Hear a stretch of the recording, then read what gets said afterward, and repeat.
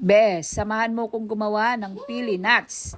Ito yung binigay nung aking kaklase nung isang araw. Kaya ang ginawa ko, pinukpok ko siya ng martilyo, tapos binalatan na parang ganyan. Tapos pag nakikita mo may balat ng ganyan, ibabad mo sa mainit na tubig para maalis yung balat. Pagkatapos, maglagay ka ng asukal sa may kawali, mahinang apoy lamang.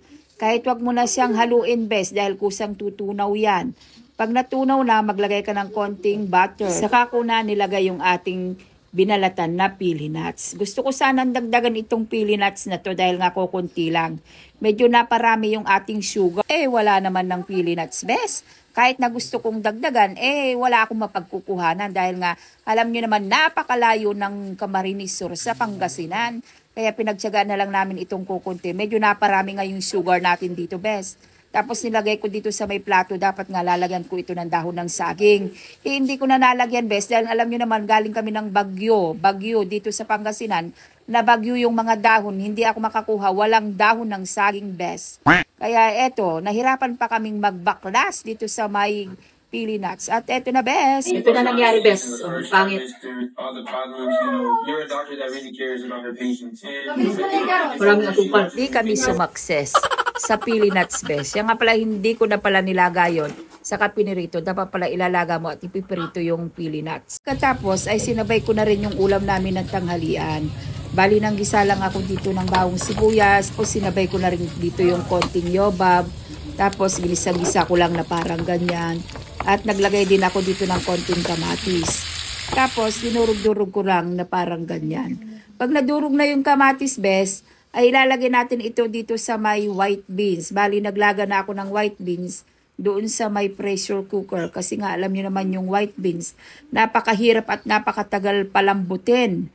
Kaya gumamit ako ng pressure cooker, bes. Tapos, nilagay ko na dito sa ating white beans nga dahil nga malambot na ito. Nag-add na rin ako dito ng dahon ng kangkong saka yung pechay bagyo. Bali, ang niluluto pala natin dito ay sinigang. Sinigang sa white beans. Mas masarap ito, bes, kaysa sa gabi kasi mas malapot yung sabaw niya. Talagang masarap, as in malapot na malapot. Tapos nag-additional din ako ng pechay bagyo sa kakangkong. Pinakahuli syempre yung ating pampaasim na sampalok. Ay nako, bes, pag natikman mo to talagang masarap yung sabaw nito. Kahit yung sabaw lang nito, napakasarap na. Kaya kung ako sa'yo, subukan mong magluto ng sinigang na white beans. Pag naumay naman kayo sa sinigang, mayroon naman tayo ditong pampaalis ng umay. Bali, nagpakulo ako dito ng suka, naghalo rin ako ng pineapple juice, sibuyas, carrots, luya, tapos bawang. Tapos damihan mo siya ng sugar at konting asin. Kasi nga para mag-balance yung kanyang tamis, asim. Parang sweet and sour ba.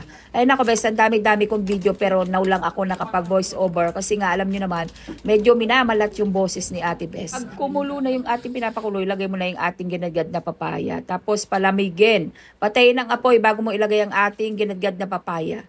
Saka mo ilagay sa may garapon pag malamig na, bes. So ayun lang, bes. Sure ko lang, ingat. God bless. Bye!